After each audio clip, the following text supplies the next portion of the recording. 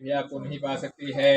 आपका आदि मध्यंत नहीं है, निर्गुण स्वरूप सृष्टि के आदिभूत तथा भक्तों के दुखों को नष्ट करने वाले हो। आपको मेरा नमस्कार है।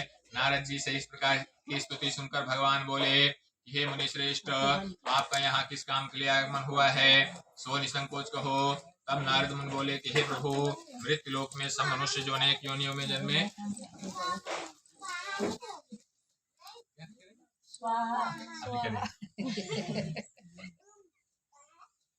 अपने अपने अनेक प्रकार के दुखों से पीड़ित हो रहे हैं। हे प्रभु, यदि कोई इसका कोई उपाय हो तो कहें। भगवान नारद जी के वचन सुनकर भगवान बोले कि हे नारद मुनि, मनुष्यों की भलाई के लिए आपने बहुत अच्छी बात पूछी है।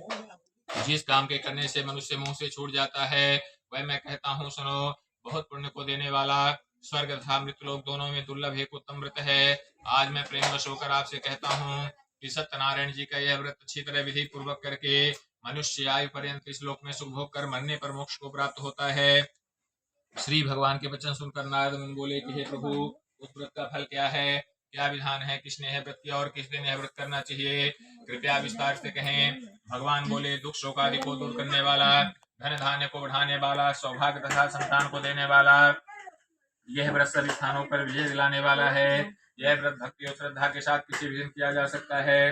मनुष्य श्रद्धा और भक्ति से युक्त होकर सायंकाल में ब्राह्मण और बंधुओं के साथ धर्म पारायण होकर के भक्ति भाव से पूजा करें। शवाया नैवेद्य ले, केले का फल, घी, दूध, दही, गेहूं का चूर्ण लेवें। गेहूं के अभाव में साठी का चूर्ण लें और शक्कर के अभाव में गुड़ लें।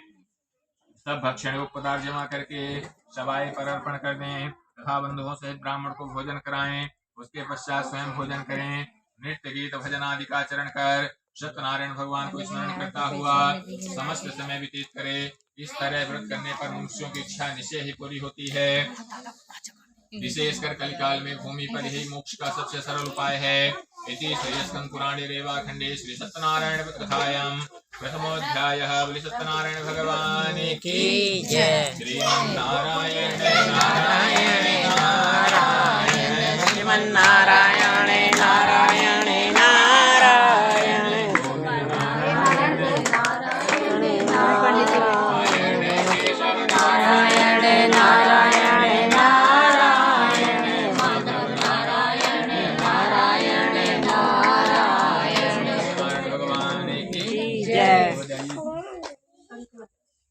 तर मुझे तो क्या पड़ी हो प्रैक्टिस हो रही।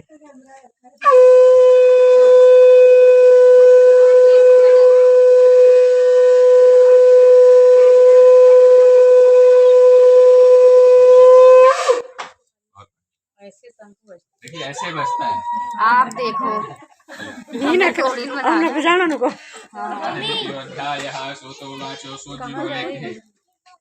सूत जी बोले कि हे ऋषियों, जिसने पहले समय में इस व्रत को किया उसका इतिहास कहता हूँ, ध्यान पूर्वक सुनिए। पहले समय में सुंदर काशीपुरी नगरी में एक बहुत गरीब ब्राह्मण रहता था। वह भूख और प्यास से बेचैन हुआ नित्य पृथ्वी पर घूमता था।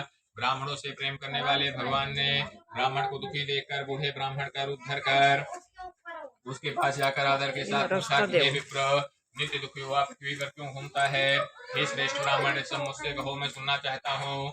ब्राह्मण ने कहा कि मैं बहुत गरीब ब्राह्मण हूँ, भिक्षा के लिए पृथ्वी पर फिरता रहता हूँ।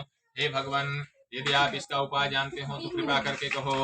वृद्ध ब्राह्मण बोले कि सत्यनारायण भगवान मनोवांछित फलों को देने वाले हैं, इसीलिए हे ब्राह्मण, आप उन्हीं का पूजन करें, जिसके करने से मनुष्य सब दुखों से मुक्त होता है। ब्राह्मण को व्रत का सारा विधान बतलाकर बूढ़े ब्राह्मण का रूप धारण करने वाले सत्यनारायण भगवान अंतर्ध्यान हो गए। उस ब्राह्मण ने अपने मन में इस प्रकार का संकल्प किया कि जिस व्रत को करने के लिए मुझे वृद्ध ब्राह्मण ने बतलाया है, मैं उसको अवश्य करूंगा। यह निश्चय करने पर उसे रात में ठीक से नींद नहीं आई और सवेरे ही वह सत्यनारायण के व्रत का निश्चय कर भिक्षा के लिए चल दिया। उस दिन उसको भिक्षा में बहुत धन मिला, जिससे बंधु बांधवों के साथ उसने सत्यनारायण भगवान का व्रत किया और उस व्रत के प्रभाव से वह बूढ़ा ब्राह्मण धन पुत्र आदि से युक्त हुआ और फिर संसार के समस्त सुख भोगने लगा और उस दिन से वह हर मास व्रत करने लगा। इसी तरह सत्यनारायण भगवान के इस व्रत को जो करेगा वह मनुष्य दुखों से छूट जाएगा। इस तरह नारद जी से नारायण का कहा हुआ व्रत मैंने तुमसे कहा है। हे विप्रो, मैं अब और क्या कहूँ? ऋषि बोले कि हे मुनीश्वर, इस संसार में इस ब्राह्मण से सुनकर किस किसने इस व्रत को किया, वह हम सब सुनना चाहते हैं, इसके लिए हमारे मन में श्रद्धा है। सूत जी बोले ठीक है, जिस जिसने इस व्रत को किया वह सब सुनो। एक समय वह ब्राह्मण धन और ऐश्वर्य के अनुसार बंधु बांधवों के साथ व्रत और पूजन कर रहा था। उसी समय एक लकड़ी बेचने वाला बूढ़ा आदमी आया और बाहर लकड़ियों को रखकर ब्राह्मण के मकान में गया। प्यास से दुखी लकड़हारा उनको व्रत करते देखकर ब्राह्मण को नमस्कार कर कहने लगा कि आप यह क्या कर रहे हैं और इसके करने से क्या फल मिलता है, कृपा करके मुझसे कहो। ब्राह्मण ने कहा कि सब मनोकामनाओं को पूरा करने वाला यह सत्यनारायण भगवान का व्रत है, इनकी ही कृपा से मेरे यहाँ धन धान्य आदि की वृद्धि हुई है। ब्राह्मण से इस व्रत के बारे में जानकर लकड़हारा बहुत प्रसन्न हुआ। चरणामृत लेकर प्रसाद खाने के बाद वह लकड़हारा लकड़ी बेचने को चल पड़ा और अपने मन में इस प्रकार का संकल्प किया कि आज नगर में लकड़ी बेचने से जो भी धन मिलेगा उसी से सत्यनारायण भगवान का उत्तम व्रत करूंगा। यह मन में विचार कर वह बूढ़ा लकड़हारा लकड़ियां अपने सिर पर रखकर जिस नगर में धनवान लोग रहते थे वह ऐसे सुंदर नगर में गया। वहां पर उसे उन लकड़ियों का दाम पहले दिनों से चौगुना मिला। तब वह बूढ़ा लकड़हारा दाम ले अति प्रसन्न होकर बके के लिए खिली शक्कर घी दूध दही गेहूं का आटा इत्यादि सत्यनारायण भगवान के व्रत की सामग्रियों को लेकर अपने घर आ गया। फिर उसने अपने सब भाइयों को बुलाकर विधि विधान के साथ भगवान जी का व्रत और पूजन किया। उस व्रत के प्रभाव से वह बूढ़ा लकड़हारा धन पुत्र आदि से युक्त हुआ और संसार के समस्त भोग कर अंत में वैकुंठ को चला गया।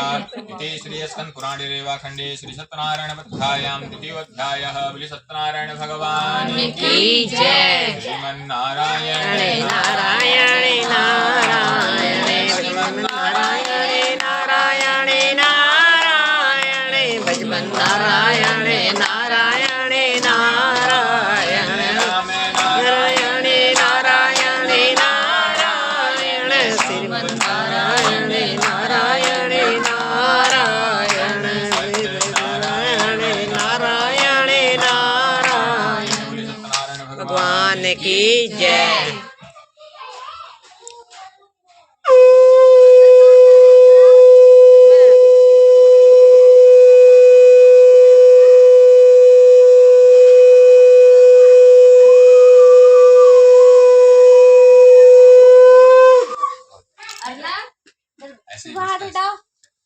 चाबी मिली बेटा, बाथरूम में नहीं जा।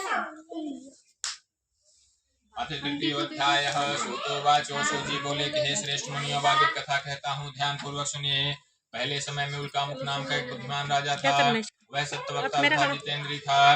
प्रतिदिन देवी स्थानों में जाता तथा गरीबों को धन देकर उनके कष्ट दूर करता था। उनकी पत्नी कमल के समान मुख वाली सती साध्वी थी। भद्रशिला नदी के तट पर उन दोनों ने सत्यनारायण भगवान का व्रत किया। उस समय वहां साधु नामक एक वैश्य आया जिसके पास व्यापार के लिए बहुत सा धन था। वह नाव को किनारे पर ठहरा कर राजा के पास गया और राजा को व्रत करते हुए देखकर विनय के साथ पूछने लगा कि हे राजन, भक्ति युक्त चित्त से आप यह क्या कर रहे हैं? मेरी सुनने की इच्छा है, सो आप मुझे बताइए। राजा बोला कि हे वैश्य, अपने बांधवों के साथ पुत्र आदि की प्राप्ति के लिए महाशक्तिवान सत्यनारायण भगवान का व्रत व पूजन किया जा रहा है। राजा के वचन सुनकर वह वैश्य आदर के साथ बोला कि हे राजन, मुझे भी इसका सब विधान कहो। मैं भी आपके कथनानुसार इस व्रत को अवश्य करूंगा, क्योंकि मेरे भी कोई संतान नहीं है और निश्चय ही इस व्रत को करने से मेरे संतान होगी। राजा से सब विधान सुनकर व्यापार से निवृत्त वह आनंद के साथ घर आ गया।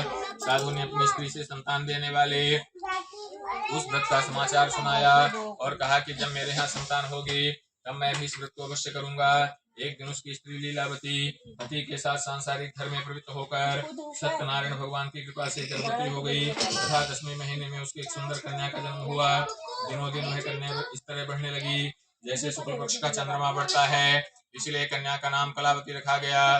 तब लीलावती ने मीठे शब्दों में अपने पति से कहा कि हे स्वामी, आपने जो संकल्प किया हुआ था कि भगवान जी का व्रत करूंगा, अब आप उसे करिए।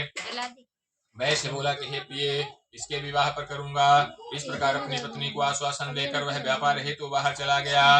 कलावती पितृगृह में वृद्धि को प्राप्त होती रही। एक दिन वैश्य ने नगर में सखियों के साथ अपनी पुत्री को देखा तो तुरंत दूत बुलाकर कहा कि पुत्री के वास्ते कोई योग्य वर देख कर लाओ। साधु की आज्ञा पाकर दूत कंचन नगर पहुंचा और वहां पर बड़ी खोज और देखभाल कर लड़की के वास्ते एक योग्य और गुणवान वाणिक पुत्र को ले आया। उस योग्य लड़के को देखकर साधु ने प्रसन्नचित होकर अपनी पुत्री का विवाह उसके साथ कर दिया, किंतु दुर्भाग्य से विवाह के समय भी उस व्रत को करना भूल गया। तब श्री भगवान क्रोधित हो गए और श्राप दिया कि तुम्हें दारुण दुख प्राप्त होगा। अपने काम में कुशल साधु बनिया अपने यहाँ माता के साथ समुद्र के समीप रत्नपुर नगर पहुंचा और वहां दोनों ससुर जमाई चंद्रकेतु राजा के नगर में व्यापार करने लगे। एक रोज भगवान सत्यनारायण की माया से प्रेरित कोई चोर राजा का धन चुरा कर शीघ्रता पूर्वक जा रहा था, किंतु पीछे से राजा के दूतों को आता देखकर चोर ने घबराकर भागते हुए धन को ही चुपचाप रख दिया जहां वो दोनों ससुर जमाई ठहरे हुए थे। जब दूतों ने राजा के धन को रखा देखा तो दोनों को बांध कर ले गए और प्रसन्नता से दौड़ते हुए राजा के समीप जाकर बोले कि यह दो चोर हम पकड़ कर लाए हैं, देख कर आज्ञा दीजिए। राजा की आज्ञा से उनको कठोर कारावास में डाल दिया गया और उनका संपूर्ण नाव और धन आदि सब राजा ने छीन लिया। उधर भगवान सत्यनारायण स्वामी के कोप के कारण उनके घर पर जो धन रखा था सब चोर चुरा कर ले गए। शारीरिक व मानसिक पीड़ा तथा भूख प्यास से दुखित हो कलावती एक ब्राह्मण के घर गई। वहां उसने सत्यनारायण जी का व्रत होते देखा, फिर कथा सुनी तथा प्रसाद ग्रहण कर रात भर आई। माता ने कलावती से पूछा कि हे पुत्री, तुम इतनी रात तक तू कहाँ रही, बता तेरे मन में क्या है। कलावती बोली कि हे माता, एक ब्राह्मण के घर सत्यनारायण भगवान का व्रत हो रहा था, वहीं रुक गई थी। कन्या के वचन सुनकर लीलावती ने परिवार और बंधुओं सहित सत्यनारायण भगवान का विधि पूर्वक पूजन किया और वर मांगा कि मेरे पति और दामाद शीघ्र घर आ जाएं। साथ ही प्रार्थना की कि हम सबका अपराध क्षमा करो।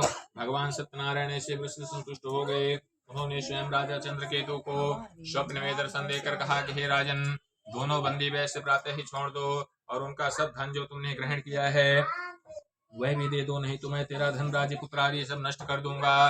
राजा ने भगवान की आज्ञा मानकर दोनों वाणिक पुत्रों को कैद से मुक्त कर सभा में बुलाया। दोनों ने आते ही राजा को नमस्कार किया। राजा मीठे वचनों में बोला कि हे महानुभावों, भाभी बस ऐसा कठिन दुख आपको प्राप्त हुआ है, अब कोई भय नहीं है। ऐसा कहकर उनको नए नए वस्त्र आभूषण पहनाए तथा उनका जितना धन लिया था उससे दूना धन दिलवाकर आदर सहित विदा किया। दोनों वैश्य अपने घर को चल दिए। इति श्री स्कंद पुराणे रेवाखंडे श्री सत्यनारायण व्रत कथायां तृतीयोऽध्यायः। बलि सत्यनारायण भगवान की जय। श्री कृष्ण गोविंद हरे मुरारी।